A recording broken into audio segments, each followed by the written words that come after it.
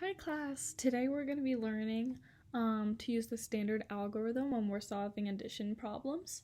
So the problem that we have today is 461 plus 389. And as you can see, I've set up my problem like the standard algorithm. So I put the bigger number on top and the smaller number on the bottom. And what I've done is I've drawn a line through every number and I have labeled each section. So this is the ones, this is the tens place, and this is the hundreds. And that's going to be really important when we're talking about this, so keep that in mind. So the first thing we're going to do is go to the very end over here. And we want to do that because when we're adding these numbers up, if we add ones and it goes over 9, then that goes into the tens place. So we have to add over here now. So do you see how it keeps on pushing over? So let's start. 9 plus 1. 9 plus 1 is 10. So can we go on to the tens place or can we stay in the ones? Alright, we have to go into the tens place because it's 10, not 9. So we're going to put a placeholder right here. Let's put a 0. And then we have 10. So if we put a 1 right here, like so, that represents 10.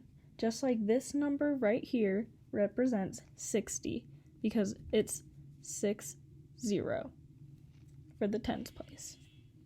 Alright, so now we have 6 plus 1, or 60 plus 10. So 60 plus 10 is 70. And then we have 70 plus 80.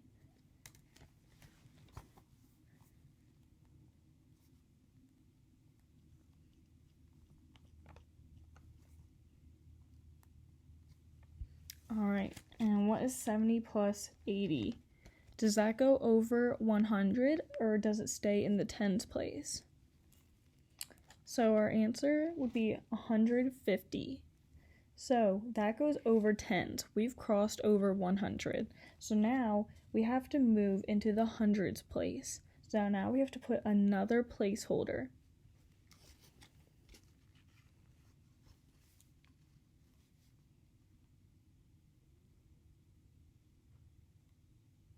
And as our placeholder this time, we're going to put a 5 because we counted up 15 numbers here, which, as we already talked about, it really means 150, but we're just going to use these individual numbers that represent a 10.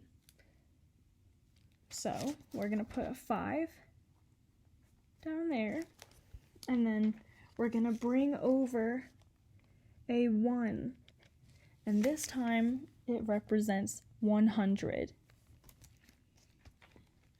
So now let's go into the hundreds place and count those numbers.